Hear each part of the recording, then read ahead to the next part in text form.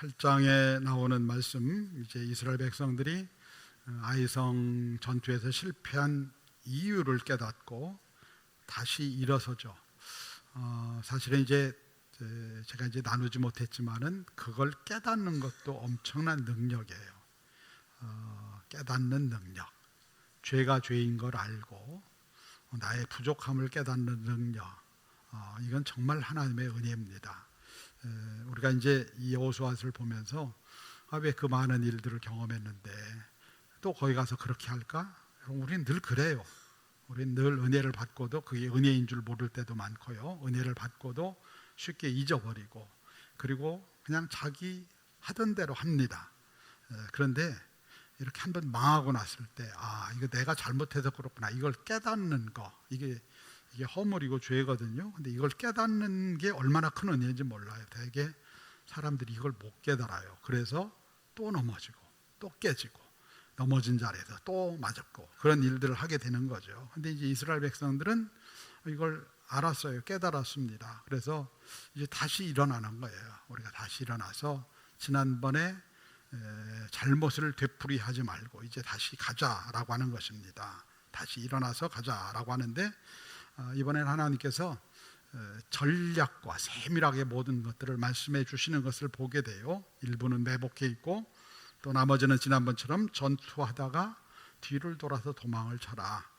그렇게 도망을 하다가 내가 지시할 때가 있을 텐데, 그 지시할 때가 되면은 내가 들고 있던 단창을 들고 그리고 돌이켜서 다시 공격을 해라. 이렇게 이제 모든 전략을 다 말씀해 주시는 것을 보게 됩니다. 그래서 이제 여호수아에게 그렇게 하라고 말씀하시는데, 여기 중요한 거는 여호수아에게 단창을 들고 맨 앞에 서라고 하는 거예요.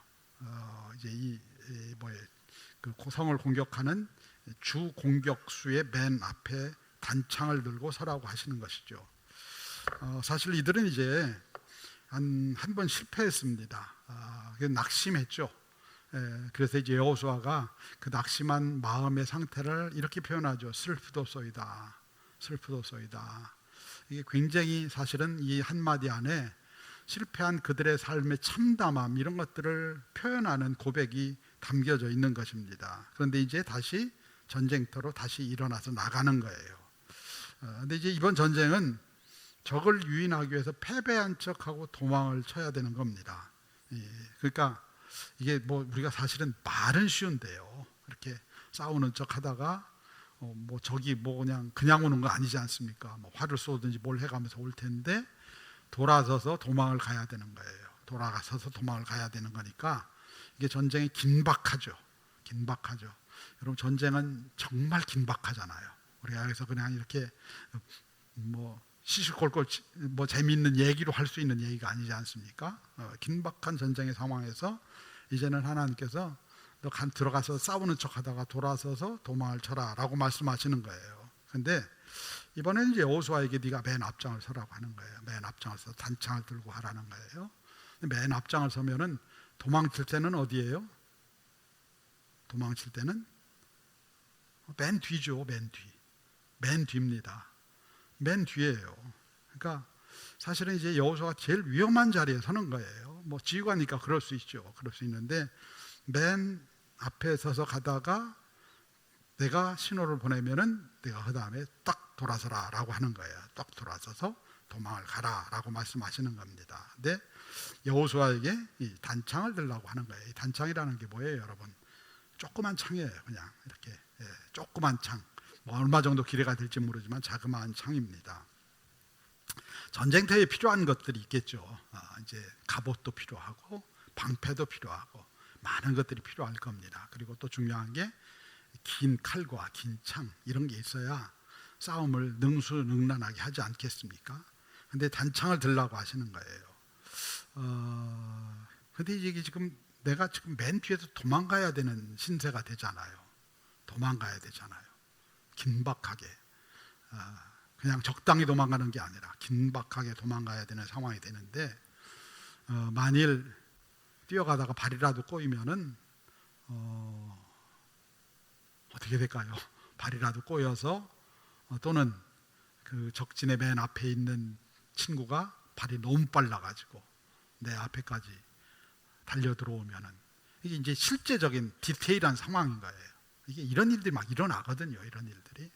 그러면은 여호수아가 곤궁에 빠지지 않겠습니까? 그러면은 나를 지킬 수 있는 무기 정도는 있어야 되지 않을까요?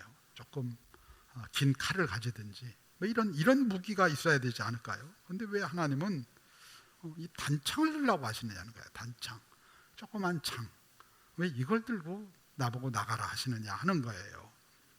여호수아도 불안하지만은요, 참모들도 불안해요. 참모들도. 뭐 이게 지휘관이 제대로 된 무기를 들고 나가 싸워야지. 여러분들 이 지휘관이 무기를 들을 때 그 무기는요, 그냥 무기가 아니에요. 하나의 메시지입니다. 여러분 예를 들면은 뭐 그냥 우리가 비근한 예를 들게 대통령이 뭘 했다. 그거는 그냥 하나의 그 사람 개인이 뭘 한 게 아니에요. 메시지예요, 메시지. 차를 한 대 샀다. 어떤 차를 샀느냐? 옷을 입었다. 어떤 옷을 입었느냐? 이렇게 다 하나의 메시지입니다. 그죠? 여러분들 그냥 평범한 사람이 평범하게 살지만은 누가 무슨 옷을 입었다라고 하니까 그 옷이 품절되고 막 이러잖아요. 하나의 메시지예요, 그게. 근데 이 전쟁에서 지휘관인 여호수아가 주는 메시지는 너무 중요한 거예요. 너무 중요한데 이 전쟁이 어떤 전쟁이에요? 두 번째 전쟁이잖아요. 여기서 지면 안 되잖아요. 그러면은 백성들의 마음에서는 지금 다 불안한 거예요. 근데 우리가 철저하게 준비해서 반드시 이겨야 된다라고 하는 그 마음이 있는 거예요. 근데 여호수아가 단창 하나 들고 앞장서서 가는 거예요. 그럼 백성들이 뭐라고 하겠습니까? 아니 저걸 가지고 무슨 전쟁을 하겠다는 거야. 여호수아의 마음에 전쟁에서 이기겠다는 생각이 있나? 이런 의미 들지 않겠어요? 제가 예를 들면은 설교를 해야 되는데 성경도 안 들고 그냥 올라와서 그냥 둘레둘레 올라와서 하면은 아니 저 목사님 오늘 설교를 하겠다는 거야. 아니면 뭐 그냥 세상 얘기하다 내려가겠다는 얘기야. 뭐 이런 궁금증이 들지 않겠습니까? 그러니까 이제 이 백성들이나 참모들도 보기에 이게 아닌 거예요. 그러면은 얘기하지 않겠습니까? 아니 지금 앞장서시는데 그 단창 하나 가지고 되겠습니까? 백성들이 불안해합니다. 두려워합니다. 염려합니다. 근데 누가 제일 두려워요? 여호수아가 제일 두려워요. 여호수아가 제일 불안해요. 이게 그냥 노는 소꿉장난이 아니잖아요. 전쟁터예요. 더군다나 싸우는 척하다 도망쳐서 맨 꼬레비 서가지고 붙잡히면 죽는 전쟁터인데 여호수아가 제일 불안하죠. 제일 불안한데 왜 하나님은 그 많고 많은 무기 중에서 단창을 들라고 했을까라고 하시는 거예요. 단창을 들라고 했을까?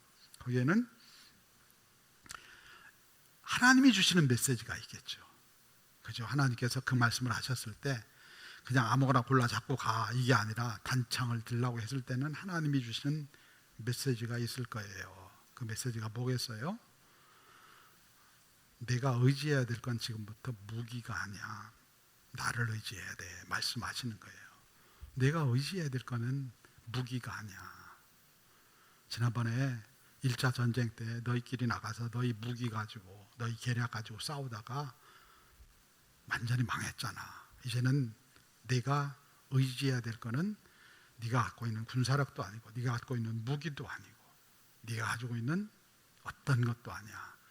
나를 의지해야 돼 라고 하는 의미가 그 메시지 안에 담겨져 있는 거예요. 하나님은 무기 중에서 가장 약한 무기를 들게 하시는 거예요. 단창을 보는 순간 여호수아는 깨닫는 거예요. 아, 이게 내 모습이구나. 내 연약함이구나. 내 연약함. 자신의 한계와 무능을 알게 되는 거예요. 1차 때 왜 우리가 패했을까? 내가 무능했기 때문에. 내가 아무것도 없는데 뭐 가진 사람인 것처럼 착각했기 때문에, 교만했기 때문에 내가 망했구나라고 하는 걸 깨닫는 거예요. 그리고 이 전쟁은 내가 하는 전쟁이 아니구나. 하나님이 하시는 전쟁이구나. 하나님이 하시는 전쟁이구나. 1차 아이성 전투에서의 패배의 이유가 뭐냐면은 이들은 하나님께 묻지 않았어요. 묻지 않았으니까 하나님을 의지하지도 않았어요. 그냥 자신들의 판단과 생각을 가지고 했어요. 사실 우리가 인생 살면서 많이 그러죠. 우리가 뭐 하나님께 다 묻고 합니까? 아주 힘들고 중요한 거 아니면 물을 일도 없고 그냥 내가 알아서 하는 거죠. 알아서 하는 거예요. 하나님을 의지하지 않았어요. 그러니까 하나님도 책임질 수가 없는 거예요. 맡기지 않았으니까. 아무것도 맡기지 않았잖아요. 자신들의 힘과 경험과 판단을 의지했어요. 그래서 무너졌어요. 그래서 이번에는 하나님께서 정확하게 말씀하시는 거예요. 어떤 전략을 써서 어떻게 전쟁을 하라고, 여호수아에게 어떤 무기를 들라고까지 다 말씀하시는 거예요. 세부적으로. 그리고 제일 중요한 게 뭐예요? 제일 중요한 게, 전쟁에서 제일 중요한 게 뭘까요? 무기도 중요하고 다 중요하지만 뭐가 중요해요? 여러분, 타이밍이 중요한 거예요. 타이밍. 모든 일에 타이밍이 중요합니다. 우리 요새 월드컵 하잖아요. 공을 넘겨주는 타이밍이 중요한 거예요. 그거 1초만 차이가 나도요, 골이 안 돼요. 정말 타이밍이 중요한 거예요. 그러니까 그 정말 잘하는 축구 선수들은 센터링을 해줄 때 그 타이밍, 그냥 막 똥볼로 차는 게 아니잖아요. 선수를 보고 내가 공을 찼을 때 이게 어느 정도 앞에 떨어지겠다, 이걸 다 보고 차는 거 아니겠어요. 감각적으로. 타이밍이 너무 중요하잖아요. 하나님께서 말씀하시잖아요. 내가 돌아서야 될 때를 내가 알려주겠다. 아무 때나 돌아서는 게 아니에요. 아무 때나. 그 타이밍, 그것조차도 내가 너에게 알려주겠다 말씀하시는 거예요. 내가 그 타이밍을 알려주면 그때 내가 돌아서라 라고 말씀하시는 거죠. 그러니까 이 단창의 의미는요, 그냥 하나님이 이 전쟁에서 앞장서서 싸우시겠다고 하는 메시지예요. 하나님이 앞장서 싸우겠다. 내가 싸울 테니까 나를 믿고 의지하라고 하는 그런 메시지예요. 단창이 약해 보이죠. 그런데 그 단창 가운데 내가 역사하면 단창 약하지 않아. 그거 강한 거야 라고 말씀하시는 거예요. 단창이 좀 부족해 보이죠. 그래서 어쩌면은 여호수아가 고개를 둘레둘레 흔들면서 조금 더 좋은 거 없어? 더 큰 칼 없어? 찾았는지 모르죠. 그런데 하나님 말씀하시는 거예요. 그거면 안전해. 왜냐하면은 내가 함께하기 때문에, 내가 붙들고 있기 때문에 말씀하시는 거예요. 그래서 여기에서 여호수아에게 필요한 거는 순복이라는 거예요. 순종이라는 거예요. 내가 보기에는 긴 칼, 긴 창은 가지고 가야 맞을 것 같아요. 그리고 타이밍도 내가 보고선 결정하면 맞을 것 같아요. 그런데 하나님이 행하시는 일에 내가 순복을 하는 거예요. 순종을 하고 순복을 하는 거예요.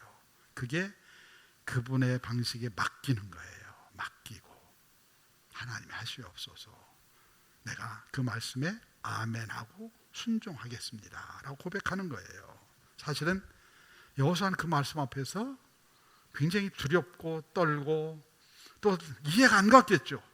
이렇게 해서 될까? 이렇게 해서 과연 될까 하는 그런 의심이 들었겠죠. 왜 안 되겠습니까? 사람인데. 우리도 그렇잖아요. 어떤 일을 할 때 하나님의 말씀은 이렇게 말씀하시는데 이렇게 해가지고 이게 뭐가 될까라고 하는 그런 의심과 또 때로는 그렇게 해서 나오는 일에 대한 결과의 두려움들, 이런 것들이 있지 않겠습니까? 있을 거예요. 그런데 여호수아는 그 계산을 내려놓고 단창을 드는 거예요. 단창을 들고 그 전쟁에 나가는 거예요. 단창을 들었죠. 단창. 근데 그 단창을 의지한 게 아니라, 단창을 붙들었는데 단창을 의지한 게 아니라 단창 가운데서 역사하실 하나님을 믿은 거예요. 아멘. 단창을 들었어요. 아무거나 들면 안 되는 거예요. 이걸 드나? 하나님 뭘 들라고 했어요? 단창을 들라고 했어요. 그 단창을 믿음으로 드는 거예요. 믿음으로 드는 거예요.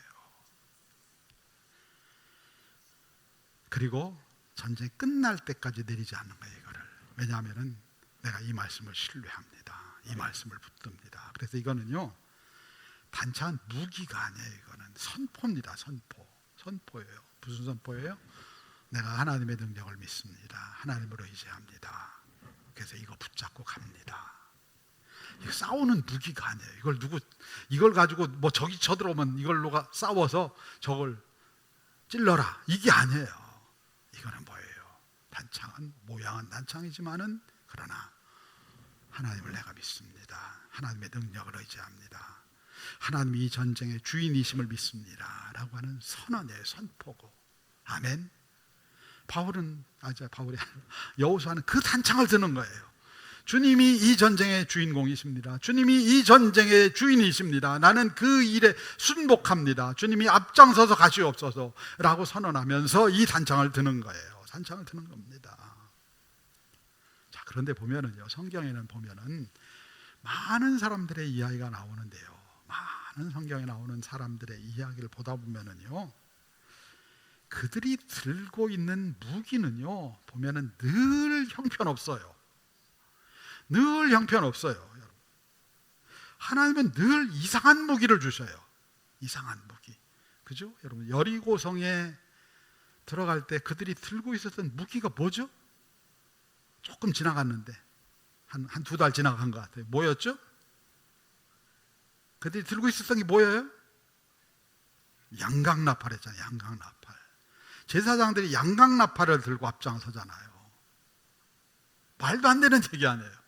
아니, 무슨 전쟁에서 제사장들이 양강나팔을 들고 가요. 근데 그들은 양강나팔을 들은 게 아니에요. 양강나팔을 들은 게 아니라 하나님의 능력을 들은 거예요. 믿음으로. 이 양강나팔 가운데 역사를, 창이나 칼이나 여기에 역사할 하나님이 아니라 이 양강나팔 소리를 통해서 역사하실 하나님을 믿은 거예요. 하나님을. 그 하나님을 믿고 가는 거예요. 하나님을 믿고 가는 거예요. 하나님을 신뢰하고 가는 거예요. 아멘. 우리는 그것 뒤에서 역사하신 하나님을 믿는 거예요. 드는 건 단창이지만은 단창 가운데 역사하신 하나님을 붙들고 가는 거예요. 하나님을. 그게 믿음이에요. 그게 믿음. 하나님께서 모세를 바로에게 보내시잖아요. 모세를 바로에게 보내시는데 바로 그 모세에게 주신 무기는 또 뭐였나요? 그 장인이 미디안의 제사장인 이드로잖아요. 이드로. 그러면은 재산을 좀 떼줬으면 좋았을 것 같은데, 그래도 노잣돈이라도 해야지 하고 재산을 좀 떼주면은 그 재산 가지고 가면은 바로가 가지고 있는 재물과 게임이 될까요?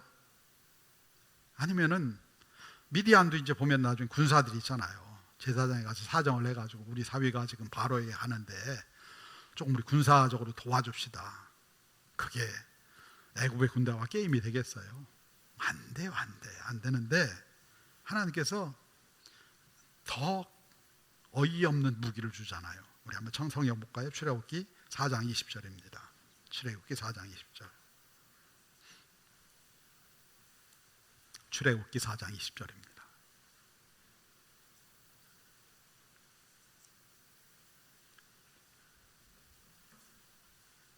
출애굽기 4장 20절. 같이 읽겠습니다. 시작. 모세가 그의 아내와 아들들을 나귀에 태우고 애굽으로 돌아가는데 모세가 하나님의 지팡이를 손에 잡았더라. 뭘 줬어요? 지팡이. 지팡이가 어떻게 생겼을까요? 지팡이가. 제가 예전에 우리 서울연회 감독하셨던 분 계세요. 그분 사무실에 감독회장이 아니었죠. 감독이셨죠. 서울연회 감독. 사무실에 갔더니 와, 진짜 멋있는 지팡이가 있더라고요. 너무 멋있어요. 이렇게 보기에도 그냥 압도가 되는 멋있는 지팡이가 있더라고요. 그래서 우리 감독님이 이거 모세의 지팡이야. 모세의 지팡이 본따스에다 갖다 놓은 거야 하시더라고요. 네, 너무 멋있더라고요. 야, 이거면은 뭐 바로가 꼼짝 못하겠다는 생각이 들더라고요. 근데 진짜 모세가 들었던 지팡이가 그런 걸까요? 여러분, 모세가 들었던 지팡이는 요만할 거예요. 요만. 왜냐하면은 이게 언약궤에 들어가잖아요. 모세의 쌍난 지팡이가, 아론의 쌍난 지팡이, 모세 게 아니죠. 아론의 쌍난 지팡이 들어가는데 그 정도였을 거예요 아마. 그러니까 이게 뭐냐면은 그냥 광야에 굴러다니는 막대기 하나 주워가지고 양치는데 이렇게 뒤에서 엉덩이 때리면서 야, 이리 가. 이런 지팡이. 형편없는 거예요. 형편없는 거. 근데 여러분, 바로가 가지고 있는, 보통 이제 그 통치자들이 갖고 있는 것들 지팡이를 규라고 해요. 규. 성경에 뭐 규라고 하거든요. 이 규는 어떤 거였을 것 같아요? 크기는 별로 크지 않아요. 규는 크지 않아요. 한 요만해요. 근데 뭐로 됐어요 이게? 황금으로 됐어요. 황금으로. 느부갓네살의 규 이런 그림을 보면은요, 황금으로 된 이런 지팡이 이걸 들고 있어요. 이거는 권위의 상징이에요. 권위다. 근데 이거 뭐 그냥 광야에서 그냥 불러내다가만 그 말라 비틀어진 그 막대기 하나 들고 그거 주는 거예요. 그거 가지고 가라고. 누구한테요? 바로한테. 그러니까 바로가 보면은 얼마나 어이가 없겠어요. 너 바보 아니야? 이걸 가지고 와서 지금 나한테 뭐 내 백성을 내보내라고? 말도 안 되는 얘기예요. 그런데 오늘 이 지팡이가 누구 지팡이라고요? 하나님의 지팡이라고 하는 하나님의 지팡이. 지팡이의 크기도 중요하지 않고요, 지팡이의 화려함도 중요하지 않고, 지팡이의 가치 하나도 중요하지 않아요. 중요한 게 뭐예요? 하나님이 그걸 붙잡고 있다고 하는 거예요. 모세는 그걸 들고 가면서 하나님이 이 지팡이를 통해 역사할 것이라고 하는 그 믿음을 가지고 가는 거예요. 이 지팡이 하나, 정말 그냥 어디서 하나 주워온 그 지팡이지만은 이 지팡이를 통해서 하나님께서 역사하신다고 하는 그 믿음을 붙들고 가는 거예요. 그래서 그 지팡이를 드는 거예요. 지팡이를 드니까 얼마나 무서워 보이겠어요. 그 말라비틀어진 그 막대기 하나 이렇게 드는데 얼마나 무서워 보이겠어요. 그런데 무서운 게 아니에요. 이게 왜?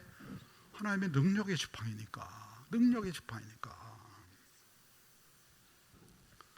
근데 하나님께서요, 인류를 구원하시기 위해서 가장 약한 무기를 들어 쓰셔요.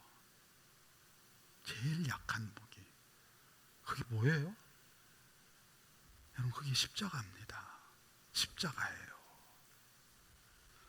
세상 사람들이 보기에는요, 십자가는 모세 말라 비틀어진 지팡이, 여호수아가 들었던 단창보다 훨씬 못한 거예요. 십자가가 뭐죠? 사형도구예요. 실패한 자들, 저 바닥에 있는 인생들, 반역한 인생들 잡아서 죽이는 사형 도구가 십자가예요. 거기에는요, 실패가 있고요, 거기에는 절망이 있고, 거기에는 죽음이 있고, 사망이 있고, 죄가 있고, 이게 다 모여 있는 게 십자가예요. 그 당시 사람들이 전부 다 십자가를 보면서 그걸 보는 거예요. 여기는 죽음이 있어, 여기는 실패가 있어, 여기는 죄가 있어, 여기는 반역이 있고, 이걸 다 보는 거예요. 그게 그 상징이에요. 우리는 오늘 십자가를 그렇게 보지 않으면 그들은 다 십자가를 그렇게 봤어요. 그렇게 봤다고 하는 얘기입니다. 그런데 그 패배의 상징, 죽음의 상징을 가지고 인류를 구원하겠다고 하는 거예요. 그럼 사람들이 그 메시지를 들어가면서 무슨 생각을 하겠어요? 저걸로 세상을 구원해? 저걸로 죄와 사망을 극복해? 말도 안 되는 소리죠. 말도 안 되는 소리. 그런데 하나님은 자기 아들의 십자가를 통해서 그 일을 행하신 거예요.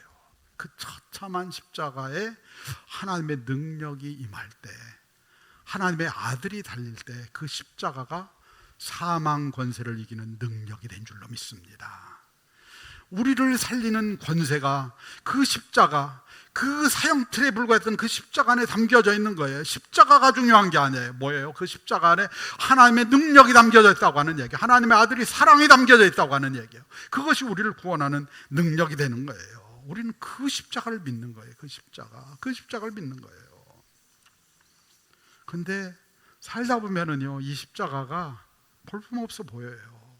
볼품없어 보여요.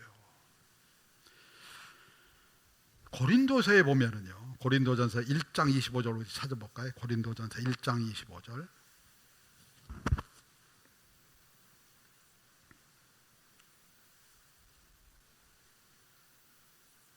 고린도전서 1장 25절입니다.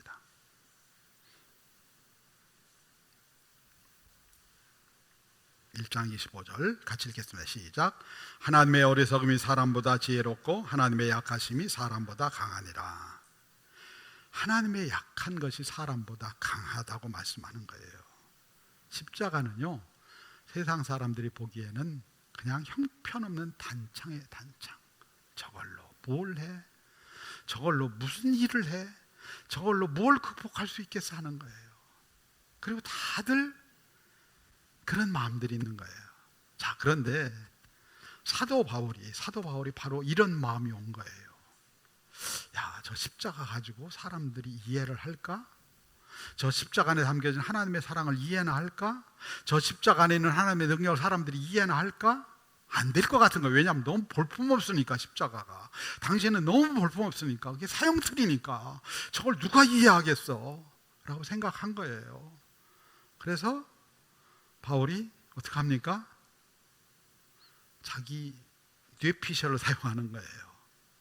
하나님이 이런 분이야, 하나님이 이런 분이야, 이런 분이야 하고 아테네에서 자기 지혜와 자기 생각을 가지고 하나님을 소개하는 거예요. 하나님이 이런 분이셔. 예를 들면은 아테네 사람들은 신을 찾다가 아무도 알지 못하는 그 신을 찾았어요. 하도 신이 많으니까 너무너무 신이 많은 거예요. 그러니까 아무도 알지 못하는 신도 있다고 하는 거예요. 그래서 이제 바울이 그걸 들어가지고 내가 아무도 알지 못하는 신이 누군지 소개하겠다라고 얘기를 한 거예요. 철학을 하는 사람들이니까 철학적으로 접근하면 그들이 잘 이해할 거라고 생각을 한 거예요. 잘 받아들일 거라고. 그러다가 망했잖아요. 자기 지혜와 아름다운 말을 들고 가서 하다가 망했어요. 그러고선 바울이 고백하죠. 이젠 십자가 외에는 내가 붙들지 않겠습니다. 십자가만이 하나님의 능력임을 믿습니다. 고린도전서 2장 1절에서 5절 볼까요? 고린도전서 2장 1절에서 5절입니다.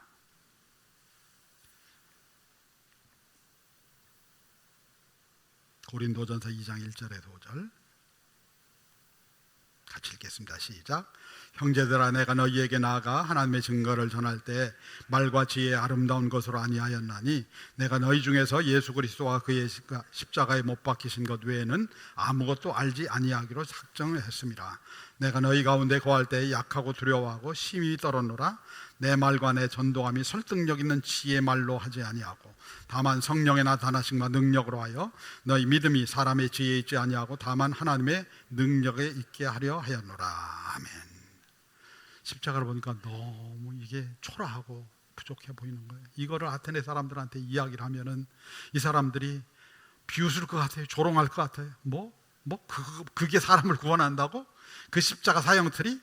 말도 안 되는 거예요. 그러니까 자기 지혜와 자기 아름다운 말을 동원해서 야, 이거 안 되겠다, 이거 가지고는 안 되겠다, 내가 좀 머리 좀 써서 좀 잘 각색을 해서 해야 되겠다 하다 망한 거예요.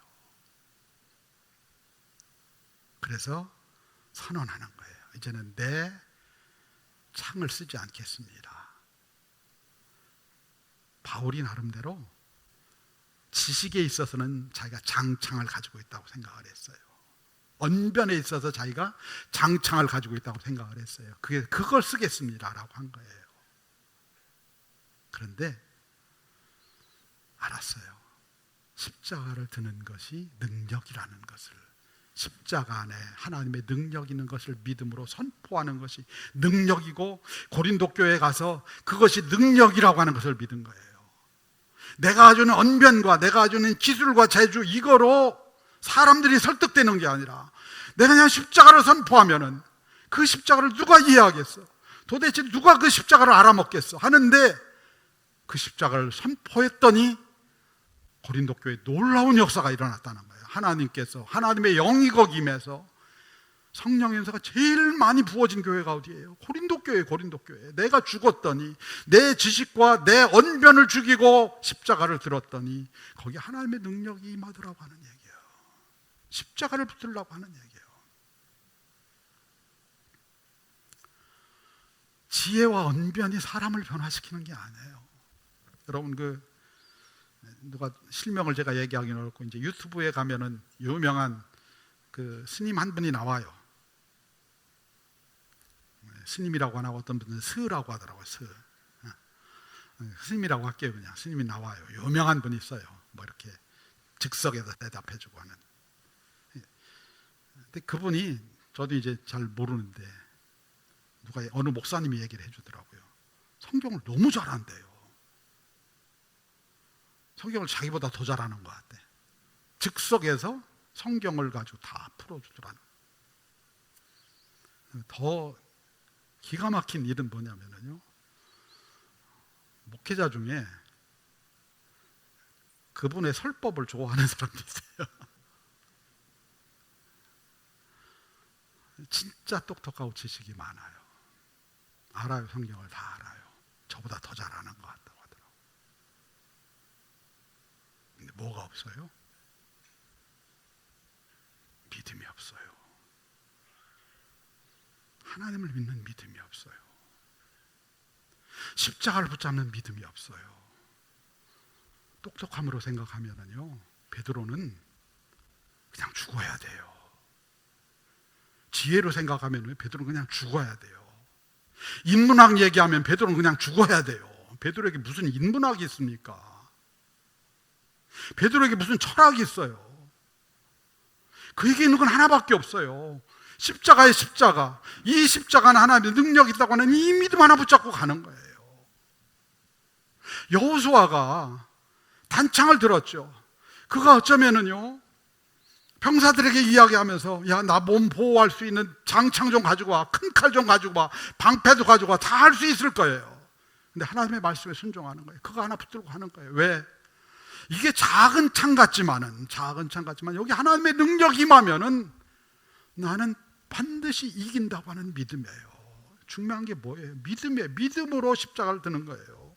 여러분, 제가 오늘 이거 들려고 가지고 왔는데, 이 십자가 멋있잖아요. 이거 누가 선물해 준 건데 너무 잘 만들었는데, 굳이 십자가가 이거 안 해도 돼요. 이렇게 잘생기지 않아도 돼요. 원래 십자가는 뭐겠어요?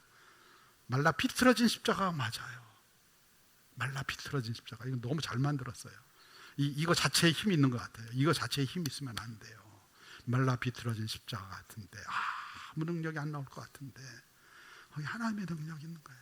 말라 비틀어진 지팡이, 거기에 뭐가 나오겠어요? 요만한 단창, 거기에 뭐가 나오겠어요? 근데 그걸 믿음으로 들고 나갔더니 하나님의 능력이 없어 하는 거예요. 기독교 신앙은요, 뭐 이런 부적을 들고 이런 장식품 드는 게 아니에요. 믿음이 없으면 소용없는 거예요. 다 믿음으로 들어야 돼요. 믿음으로. 여호수아는 믿음으로 단창을 든 거예요. 아무 창이나 드는 게 아니에요. 믿음으로 드는 거예요. 믿음으로 드는 창, 믿음으로 드는 십자가, 그 안에 능력이 있는 거예요. 믿음으로 붙들고 가시기 바랍니다. 아무것도 아닌 것 같죠. 기독교 신앙, 십자가. 여러분, 불교, 제가 불교 얘기했습니다. 불교는요, 철학이 심오해요. 철학이 심오해요. 감리교는요, 여러분들, 교리적으로 보면 장로교보다요, 교리가 형편없어요. 교리가 없어요. 감리교는 원래 교리가 없어요. 그런데 이상하게 그 감리교 신학자들이 이상하게 웨슬리를 분석해가지고 뭐 책도 만들고 막 그랬어요. 근데 원래 웨슬리는 신학이 없어요. 웨슬리에겐 뭐가 있느냐? 현장이 있어요. 현장. 그냥 현장에 가서 성령의 능력에 붙잡혀서 그냥 현장에 가서 말씀을 전한 거예요. 지식이 없어요. 요한에서 공부 많이 했는데 뭐 그런 거 집대성하고 이런 지식이 없어요. 그는 한 일이 뭐냐면 그냥 현장에 가서 하나님의 능력이 여기 있습니다. 하나님의 능력이 여기 있습니다. 그거 하나 전한 거예요. 여러분, 신앙은요, 지식도 아니고 지혜도 아니에요. 뭐예요? 하나님의 능력이에요. 하나님의 능력이 임해야 돼요. 내 삶을 아까 얘기했던 그 증문 뭔가 거기에 기독교인들이 많이 가서 물어본대요. 거기 가서. 그러니까 참 힘든 거죠. 하나님께는 답이 없어서 거기 가서 물어보는 거예요. 사람한테. 제가 얘기해 주고 싶은 거는 이제 거기다 물어보지 말고 AI한테 물어보세요. 대답 더 잘해줘요. 훨씬 잘해줘요. 대답 더 잘해줘요.